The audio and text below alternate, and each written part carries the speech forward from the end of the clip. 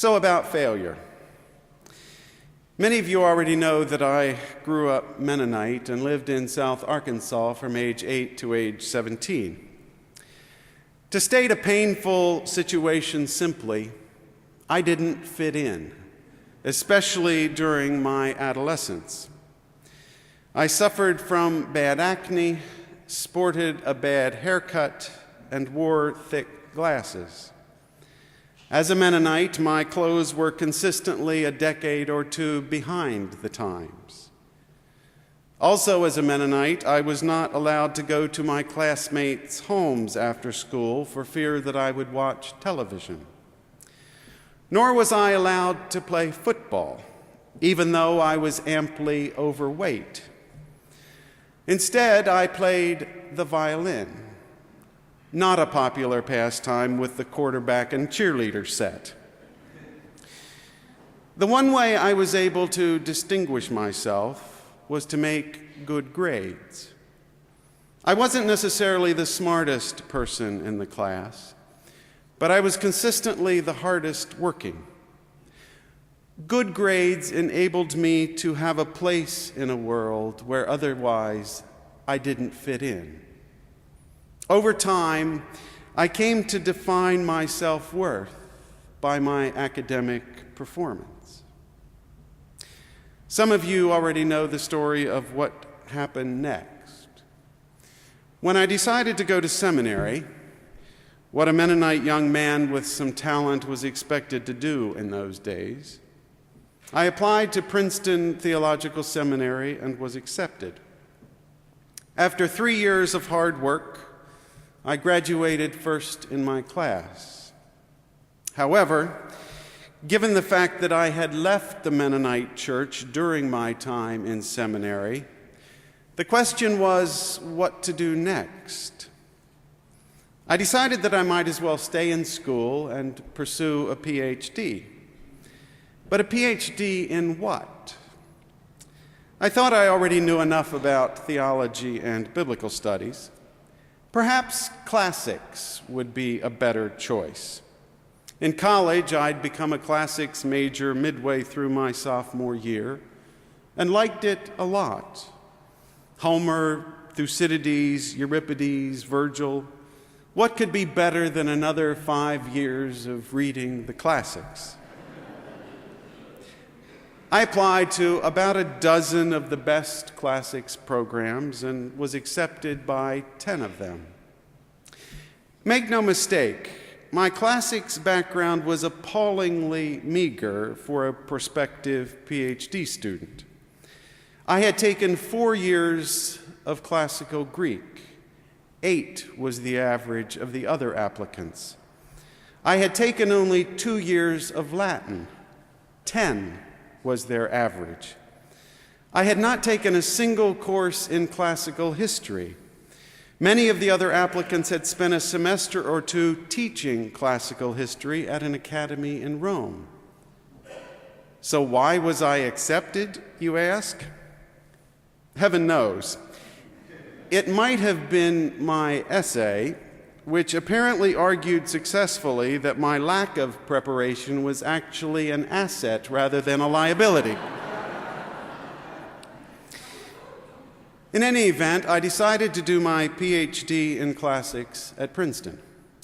After the director of the graduate program agreed to give me an extra year or two to get up to speed with my languages and history. But 3 weeks before the program actually started, he dropped dead of a heart attack. It turned out that his replacement, a recently tenured Latin professor, would honor no prior deals for extra time. He took a look at my language placement exams and suggested that I resign immediately from the PhD program. After a dismal first semester, I unwillingly did just that.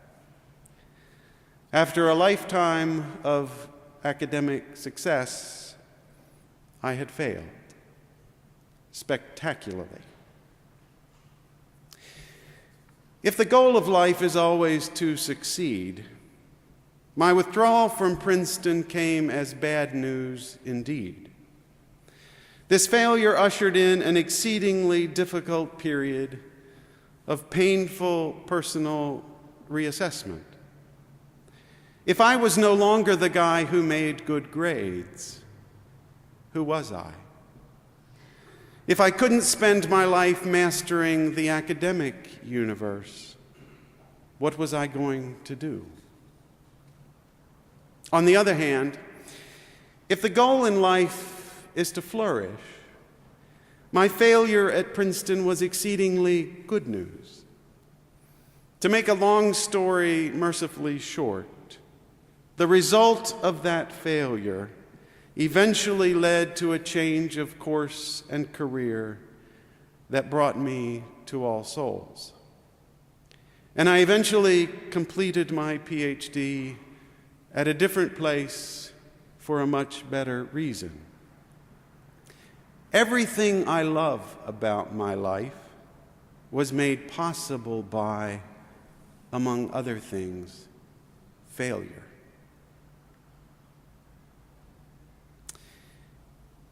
Michael Jordan, arguably the most talented athlete ever to grace the hardwood floor of a basketball court, put it this way: I have missed more than 9,000 shots in my career.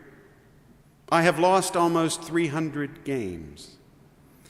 On 26 occasions, I have been entrusted with the ball to take the final game-winning shot and missed. I have failed over and over again in my life, and that is why I succeed. In order to flourish in life, we must accept failure not as defeat, but as an opportunity to learn and grow. The difference between people who succeed and those who don't is that successful people never let failure stop them. They never quit. They keep on trying.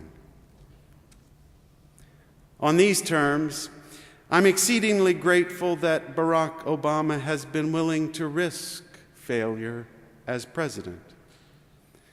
I'm also grateful that Newt, Santorum, and Romney, among many others, have been willing to risk failed candidacies. At its best, democracy is an always vigorous and often fractious conversation about what matters most to us as citizens and as a nation. For our life as a nation to become larger than the life we currently share, more exemplary and more robust, we need leaders who are willing to risk failure in their quest to make it so. Those of us who are neither president nor candidate face the same challenge. You may feel like a failure this morning, as a person or as a parent, as a confidant to your friend or an intimate to your partner, as a defender of the weak or an advocate for what is good. Whether you have failed, or even how often you have failed, isn't important now. What matters most is whether you keep trying. Set aside what isn't working. Take a different path. Life continually invites us to test our limits. How far will we go to forgive ourselves or say, I'm sorry? How far will we go to find love, make peace, do justice? What's the biggest risk we are willing to take? What about ourselves and our world would we most like to change? How far will we go?